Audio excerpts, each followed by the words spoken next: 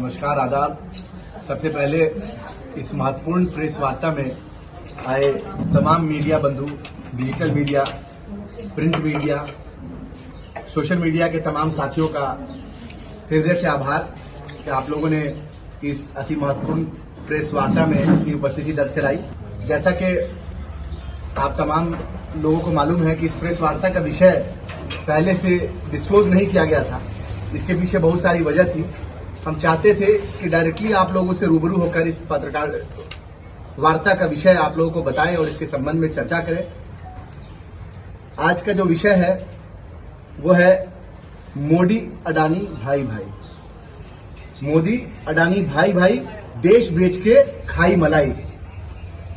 पूरे देश भर के अंदर जिस तरह से नरेंद्र मोदी और अडानी दोनों लोगों ने मिलकर इस देश की सारी मलाई को खाने का काम किया है, इससे बिहार भी अछूता नहीं रहा। मैं आप लोगों को बताना चाहता हूं कि पिछले दिनों जाले विधानसभा के अंदर, जाले प्रखंड के अंदर सहसपुर एक गांव पड़ता है, एक पंचायत है, जिसके अंदर अडानी का एक बड़ा प्लांट स्टैब्लिश हुआ, अडानी एग्रो लॉजिस्टिक लिमिटेड के नाम से। और ये रेल ट्रैक निर्मित साइलो प्लांट 100 करोड़ की लागत से इस प्लांट को बनाया गया। और ऐसा बताया गया कि अडानी जी 100 करोड़ का इन्वेस्टमेंट बिहार के अंदर सुदूर इलाके में जाले प्रखंड के अंदर कर रहे हैं, और जिसमें 50,000 मीट्रिक टन अनाज को स्टोर किया जाएगा। इसके लिए साइलो प्लांट बनाया गया, स्टोरेज प्लांट बनाया गया। जब इसकी गहराई तक हमारे कांग्रेस के नेता, हमारे कांग्रेस के कार्यकर्ता और कई सारे सामाजिक कार्यकर्ताओं ने इसकी गहराई को नापने की कोशिश की कि इसमें कितनी सच्चाई है और किस तरह से इस साइलो प्लांट का निर्माण किया गया है, तो मालूम ये चलता है कि इसमें भारी गड़बड़ी हुई। हमारे पार्टी के नेता, कार्यकर्ता, सोशल मीडिया के विधानसभा के अध्यक्ष, हमारे साथी केशव ठाकुर जी ने लगातार इस विषय को लेकर डीएम साहब के यहाँ, एडीएम साहब के यहाँ, बिहार सरकार के सचिव के यहाँ, संबंधित विभाग के सीईओ के यहाँ तमाम जगह आवेदन लगाया, तमाम जगह जानकारी हासिल करने की कोशिश की। और बहुत खतरनाक तथ्य इसमें सामने आए हैं जो मैं आज आपके सामने रखने जा रहा हूं। सबसे पहले तो ये बताया गया कि इस प्लांट को बनने के लिए जो जमीन अडानी ग्रुप लेगा उसका मुआवजा वहां के किसानों को मिलेगा। लेकिन आज प्लांट बनकर तैयार हो गया है, आज तक किसानों को उसका मुआवजा नहीं मिला। कई सारी सरकारी जमीनें हैं जिसको अडानी ग्रुप ने अपने अंदर समावेश कर लिया, अपने साइलो प्लांट के अंदर समावेश कर लिया। तो सरकारी जमीन के ऊपर इलीगल इंक्रोचमेंट का भी मामला है, किसानों को उसका मुआवजा नहीं मिलने का मामला है। साथ ही साथ उस प्लांट के अंदर बिना किसी एनओसी के रोड बनाने का मामला है, बिना किसी एनओसी के रेल ट्रैक बनाने का मामला है, और वो भी सरकारी भूमि के ऊपर ये मामला है। इतना ही नहीं, राजस्व चोरी की जानकारी सामने आ रही है, मनी लॉन्ड्रिंग, पीएमएनएल जैसे चीजें सामने आ रही है, काले धन को प्रयोग करने की बातें सामने आ रही है। और इसमें स्थानीय विधायक जो आज के डेट में बिहार सरकार में मंत्री हैं, वो चीख चीख कर, चिल्ला चिल्ला कर ये कह रहे थे कि अडानी को हम लेकर आए, हम लेकर आए, हम लेकर आए। तो मैं ये पूछना चाहता हूं कि ये इतनी गड़बड़ी जो इस अडानी एग्रो लॉजिस्टिक लिमिटेड के बनने में हुई है, उसको स्थापित करने में हुई है, क्या उसकी जिम्मेदारी आप लेंगे? क्या किसानों को मुआवजा दिलाने के लिए आपने कभी कोई बात की?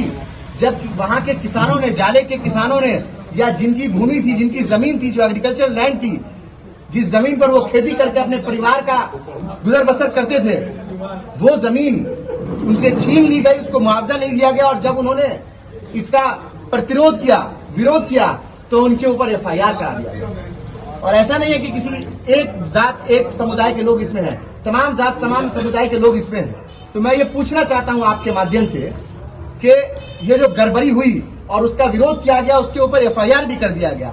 एक व्यक्ति है नितिन, उनके ऊपर गुंडा एक्ट के तहत कार्रवाई की गई। जब कोई किसान इस देश के अंदर अपना हक मांगता है तो उसके ऊपर आप कार्रवाई करते हैं गुंडा एक्ट के अंदर। तो मैं इन्हीं सब बातों को आपके सामने रख रहा हूं। 2-3 जो महत्वपूर्ण चीजें हैं वो मैं आपके सामने रख रहा हूं कि सहसपुर पंचायत के अंदर राजस्व थाना नंबर 5, खाता नंबर 813, खिसरा नंबर 1909 और मौजा जाले खिसरा नंबर 4405, ये गवर्नमेंट की लैंड है, सरकारी भूमि है। इस भूमि को इलीगली वेदांस इंफ्रास्ट्रक्चर प्राइवेट लिमिटेड, जो कि नोएडा की एक कंपनी है, बिचौलिया कंपनी है, और एक PRVS इंफ्रास्ट्रक्चर प्राइवेट लिमिटेड, ये दोनों कंपनी ने मिलकर इस सरकारी भूमि को इलीगली अडानी एग्रो लॉजिस्टिक को बेच दिया। इसका रकबा लगभग 1235 डिसिमिल है और इस जमीन को बेचा गया। खेसरा नंबर 4405 मौजा जाले, इसके ऊपर बिना किसी NOC के कंस्ट्रक्शन किया गया। सड़क का सरकारी भूमि है, बिना किसी NOC के रोड का कंस्ट्रक्शन किया गया, रेलवे ट्रैक का निर्माण किया गया। और आप बोलेंगे कि मेरे बात में कितनी सच्चाई और किस तथ्य के साथ मैं बात कर रहा हूं, तो ये उसके दस्तावेज हैं। इस पे लिखा हुआ है कार्यालय अंचल अधिकारी जाले, कार्यालय अंचल अधिकारी जाले दरभंगा। ये कहते हैं कि जिस जमीन पर रोड बनाई गई, जिस पर रेलवे ट्रैक निर्मित किया गया, जिसकी वाहवाही स्थानीय विधायक सह मंत्री ले रहे हैं, वो सरकारी भूमि है। बिना किसी NOC के उस पर रोड बनाया गया, उस पर रेल की पटरियां बिछाई गई। आखिर किस बात की वाहवाही ले रहे हैं? आप तो कहते हैं कि हम सरकार हैं और सरकार अपनी भूमि किसी प्राइवेट कंपनी को बिना कोई पैसा लिए हुए, बिना किसी मुआवजा के दे रही है। और इतना ही नहीं, बिना NOC के उस पर यह कार्य किया गया। ये उसके दस्तावेज मैं आपके सामने रख रहा हूं, आप प्रेस वार्ता के बाद हमसे ले सकते हैं। और ये जो काम किया गया, ये सरासर Bihar public land encroachment act 1956 का उल्लंघन है और इसके तहत उन पर कार्रवाई होनी चाहिए, क्योंकि ये दोनों लैंड गवर्नमेंट का लैंड है जिसको इंक्रोच किया गया। इसके ऊपर SIT का गठन होना चाहिए और जो बिचौलिया लोग, चाहे वो वेदांस कंपनी की ओर से रखे गए हो, चाहे वो PRVS इंफ्रास्ट्रक्चर की तरफ से रखे गए हो, चाहे वो अडानी एग्रो लॉजिस्टिक की तरफ से रखे गए हो, चाहे वो स्थानीय विधायक सह मंत्री के गुंडे और उनके द्वारा बिचौलिया जो लाए गए हैं, उनके ऊपर FIR होनी चाहिए। और ये 420 का मामला है। IPC की धारा 420, 467, 468, 471 और 409 के अंदर इसके ऊपर FIR बनता है और इसमें इन तमाम कंपनी के ऊपर, जिसमें अडानी के ऊपर भी FIR होनी चाहिए। हमारी ये मांग है आपकी प्रेस वार्ता के जरिए। दूसरी जो महत्वपूर्ण बात है वो राजस्व चोरी की बात है, रेवेन्यू को चोरी और मनी लॉन्ड्रिंग की बात है कि किसान से जो जमीन ली गई काफी कम पैसे पर ली गई और इतने कम पैसे पर ली गई कि किसानों से वादा किया गया कि आपको ज्यादा पैसे दिए जाएंगे। वो पैसे तो उनको मिले नहीं, कम पैसे उनको मिले। आज तक उनका पूरा भुगतान नहीं हुआ है। 90,000 रुपए में जो किसान से जमीन ली गई, अडानी ग्रुप को वो जमीन 15 लाख, 12 लाख और 10 लाख में बेची गई। आप बोलेंगे कि मेरी बात में कितनी सच्चाई है, उसका भी तथ्य हम आप लोगों के सामने रख रहे हैं और पूरी शीट हम लोगों ने बनाई हुई है। ये भी आप हमसे प्रेस वार्ता के बाद ले सकते हैं। ये डीड की डिटेल है। इस डिटेल के अंदर पूरी 94 भूमि का सारा डिटेल है कि कैसे इन 94 भूमि को किस तरह से हथियाने की कोशिश की गई और किस लो रेट में इन जमीनों को बिचौलिए के माध्यम से खरीदा गया और महज 2 महीने के अंदर, 2 से 6 महीने के अंदर जिस भूमि की कीमत लगभग 90,000 में किसान से ली गई, उसको कैसे 10-12 लाख में बेची गई। ये पूरा मामला जो किसानों से जमीन ली गई वो 5 करोड़ 64 लाख में ली गई और ये रकबा 1235 डिसमिल का है। 5 करोड़ 64 लाख में ये जमीन ली गई और 2 से 6 महीने के अंदर लगभग 21 करोड़ में इस जमीन को बेचा गया। बिहार सरकार में मंत्री जो अपने आप को कहते हैं कि मैं सरकार हूं, मैं प्रदेश के मुख्यमंत्री और देश के प्रधानमंत्री से ये सवाल पूछता हूं कि आज तक ऐसा कोई धंधा, ऐसा कोई बिजनेस हमने नहीं देखा कि 2 महीने के अंदर, जिसके अंदर 400 से 500% का ग्रोथ हो जाए प्रॉफिट में। ये तो पहली बार ऐसा देखा जा रहा है और ये अडानी जी के मामले में हमेशा देखा जाता है कि जब अडानी जी की एंट्री होती है तो किसान को हक को मारा जाता है और इसी तरह से उनकी जमीन को हथियाकर बेचने का काम किया जाता है। तो ये सरासर ब्लैक मनी का खेल इसमें लगा हुआ है और बेनामी संपत्ति लेन देन अधिनियम 1988 और PMLA 2002 का वायलेशन है। लिहाजा मैं आपके माध्यम से बिहार सरकार और केंद्र सरकार से ये अपील करता हूं कि इस पूरे मामले में इनकम टैक्स की जांच होनी चाहिए, ईडी की जांच होनी चाहिए, सीबीआई की जांच होनी चाहिए। आपको ईडी सीबीआई तो सिर्फ विपक्षियों के ऊपर भेजने का सूचता है, लेकिन इतनी बड़ी गड़बड़ी हुई है। मैं तमाम साक्ष्य आपके सामने रख रहा हूं। ईडी और सीबीआई और इनकम टैक्स हिम्मत दिखाए और जाके रेड करे और सारे मामले की छानबीन करे। इतना ही नहीं, इसके आगे जो अवैध भूमि का अधिग्रहण किया गया और किसानों का अधिकार का हनन किया गया, और ये पूरा मामला अवैध भूमि अधिग्रहण एक्ट 2013 का भी उल्लंघन है कि बिना सहमति के, किसान के सहमति के, आप जाइए जाले के अंदर, जो किसान परिवार पीड़ित है उनसे मिलिएगा तो मालूम ये चलेगा कि उनसे सहमति नहीं ली गई। बिना किसी सहमति के उनसे उनकी जमीन ले ली गई। बेचारे पढ़े लिखे नहीं होते हैं, गांव समाज के लोग हैं, इतनी शिक्षा नहीं है, उनको कहीं बोल दिया अंगूठा लगा दो, उन्होंने अंगूठा लगा दिया। उनको बोल दिया साइन कर दो, साइन कर दिया। उनको लालच दे दिया कि तुम्हारे बच्चे को नौकरी दे देंगे, इसलिए उन्होंने कहीं पे साइन कर दिया। बाद में ये मालूम चला कि उनकी जमीन उनसे हथिया ली गई। कुछ लोगों को जो थोड़े बहुत पढ़े लिखे लोग थे उनको बताया गया पैसा मिलेगा, उनको पैसा नहीं मिला। डीड भी हमारे सामने है जो आपको मैंने दिखाया है, इसकी कॉपी आप हमसे ले लेंगे। तो ये किसानों का शोषण हुआ है और जिन लोगों ने, मैंने आपको पहले भी बताया कि इसका विरोध किया, इस पूरे मामले का, उन तमाम लोगों के ऊपर बिहार सरकार के वर्तमान मंत्री और जाले की विधायक ने गुंडा एक्ट के अंदर कार्रवाई की। मैं आपके माध्यम से पूछना चाहता हूं कि क्या जाले का किसान, बिहार का किसान, मिथिला का किसान गुंडा है? क्या अपना हक मांगना गुंडागर्दी है? क्या किसान अपनी गाढ़ी कमाई से, मेहनत की कमाई से, खून पसीने की कमाई से जिस जमीन को अर्जित करता है, जिस पर खेती करता है, जब उससे उसका हक छीना जाता है, जब वो हक मांगने जाता है, तो उसके ऊपर गुंडा एक्ट लगाना जायज है क्या? क्या यही किसानों का सम्मान भारत की सरकार कर रही है और बिहार की सरकार कर रही है? उनको वादा किया गया कि आपके बच्चों को अडानी का ये जो साइलो प्लांट लग जाएगा तो नौकरी देंगे। विधायक ने कहा था कि 10,000 नौकरियां मिलेंगी। आप जाके मालूम कीजिएगा तो मालूम चलेगा 8 से 10 लोग नौकरी करेंगे। कितने लोग? 8 से 10 लोग। मैं पूछना चाहता हूँ 10,000 लोग कहाँ हैं? आपने रोजगार सृजन करने की बात की थी, आपने कहा था कि रोजगार के अवसर पैदा होंगे, लोगों को नौकरियां मिलेंगी, जिनसे जमीन ली जा रही है उनको नौकरी दी जाएगी, किसी एक व्यक्ति को भी नौकरी नहीं दिया गया। 8 से 10 लोग जो नौकरी पर हैं वो केवल गार्ड की नौकरी पर हैं, क्योंकि प्लांट ऑटोमेटेड होता है तो उसमें नौकरी देने की जरूरत ही नहीं है। तो लोगों को झांसे में रखा गया। मैं आपके माध्यम से स्थानीय विधायक जाले के और बिहार सरकार में जो मंत्री है मैं उनसे पूछना चाहता हूं कि आप 10,000 छोड़िए, 1,000 जाले के युवा का लिस्ट दीजिए कि आपने किसको नौकरी पे लगाया इस साइलो प्लांट के अंदर। आपको जवाब देना पड़ेगा क्योंकि आपने इसका क्रेडिट लिया था और आपने कहा था कि ये हमारे बल पे आया, हमारे बदौलत आया, अगर हम नहीं होते तो ये प्लांट नहीं आ पाता। बिल्कुल सही कहा आपने, अगर आप नहीं होते तो किसानों से उसकी जमीन नहीं छीनी जाती, आप नहीं होते तो किसानों के अधिकार का हनन नहीं होता, आप नहीं होते तो यहाँ पर मनी लॉन्ड्रिंग नहीं हो रही होती, आप नहीं होते तो गरीब किसानों के ऊपर गुंडा एक्ट के अंदर कार्रवाई नहीं हो रही होती। साथियों, एक और बात बताना चाहूंगा कि इसमें कई सारे दलाल इन्वॉल्व हैं। इन दलाल के ऊपर जांच होनी चाहिए कि वो किससे लिंक है।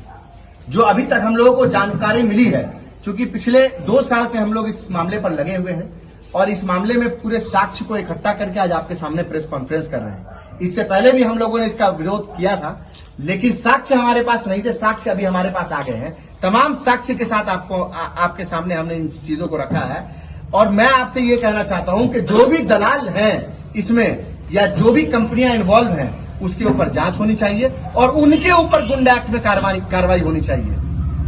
आखिरी बात जो मैं आप लोगों के सामने रखना चाहता हूं कि ये तमाम मामले में जो प्रशासन है उसकी लापरवाही नजर आती है। प्रशासनिक महकमे की लापरवाही और बहुत बड़ा भ्रष्टाचार इसमें नजर आता है। जाले के उस समय में सीओ थे अनिल मिश्रा जी, उन्होंने सरकारी लैंड का इलीगल म्यूटेशन किया। इसका जवाब कौन देगा? अगर किसी सीओ ने किसी सरकारी भूमि को इलीगली किसी कंपनी को दे दिया है तो उसके ऊपर कार्रवाई होनी चाहिए। आखिर किसके इशारे पर सीओ ने यह काम किया? जब इस मामले की सूचना हम लोगों ने एडीएम को दी, डीएम को दी, तो डीएम साहब का जो पत्र आया था, मैं आपको उसकी भी कॉपी दिखा रहा हूं। डीएम साहब ने माना कि इसमें पूरी तरह से गड़बड़ी हुई है, लेकिन ये डीएम साहब को जो पत्र लिखा गया उसकी कॉपी है। पत्र लिखा नहीं गया, डीएम साहब की तरफ से जो जवाब आया उसकी कॉपी है। ये देखिए, आप लोग को मैं दिखा रहा हूं, सब आपको बाद में दे देंगे, ठीक है। इसमें डीएम साहब ने माना है कि यह बहुत भारी गड़बड़ी हुई है, लेकिन डीएम साहब ये कहते हैं कि यह उनके अधिकार क्षेत्र में नहीं आता है, इसीलिए कोई कार्रवाई नहीं करेंगे। इसमें लिखा हुआ है, आप लोग पढ़ लीजिएगा इसको। ये लोक शिकायत निवारण अधिकार अधिनियम के तहत जो डीएम के यहां द्वितीय अपील होती है उसकी कॉपी है, उनका जो डिसीजन है उसकी कॉपी है। तो मैं आप लोगों के माध्यम से पूछना चाहता हूं कि आखिर एडीएम ने क्यों डिले किया जमाबंदी कैंसिल करने के लिए? हम लोगों को बिहार सरकार के सचिव के पास पहुंचना पड़ा, लैंड रेवेन्यू डिपार्टमेंट में। 1 साल पहले इसको रद्द हो जाना था, जमाबंदी को, म्यूटेशन को, लेकिन ये रद्द नहीं हुआ। जब सचिव का आदेश आया तो सचिव के आदेश के आलोक में एडीएम ने जमाबंदी को रद्द किया। एडीएम ने खुद से नहीं किया, 1 साल तक एडीएम सुनवाई को टालते रहे। तो मैं इस मामले में एडीएम के ऊपर भी जांच होनी चाहिए, इस मामले में सीओ के ऊपर जांच होनी चाहिए, इस मामले में तमाम उन पदाधिकारियों के ऊपर जांच होनी चाहिए जिनकी भूमिका संदिग्ध लगती है। जमाबंदी कैंसिल हो गई है, 20 मार्च को इसका ऑर्डर आ गया था सचिवालय की ओर से एडीएम साहब को कि आप इसका जमाबंदी कैंसिल कीजिए। लेकिन मैं ये पूछना चाहता हूं कि ये जो लापरवाही हुई है और ये जो भ्रष्टाचार हुआ है, इसमें अब तक कोई एफआईआर क्यों नहीं? क्या इसमें एफआईआर नहीं बनती है? डीएम साहब इसमें एफआईआर क्यों नहीं कर रहे हैं? या सचिव ने भी माना है? एक और दूसरा लेटर मैं आपको दिखा रहा हूं। जब हम लोगों ने बिहार लोक शिकायत निवारण अधिकार अधिनियम के तहत विभागीय सचिव और प्रधान सचिव को द्वितीय अपील दिया राजस्व एवं भूमि सुधार विभाग को, तो उनका ये रिप्लाई आया। उनका रिप्लाई आपके सामने है।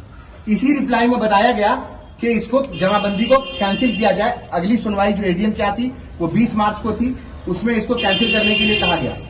इन्होंने भी माना है कि गड़बड़ी हुई है तभी जमाबंदी कैंसिल हुई है। अगर गड़बड़ी नहीं हुई होती तो जमाबंदी कैंसिल क्यों होती, रद्द क्यों होती? जमाबंदी तो रद्द करवाई गई, लेकिन किसी भी भ्रष्ट अधिकारी और पदाधिकारी के ऊपर कोई कार्रवाई के दिशा निर्देश नहीं आए।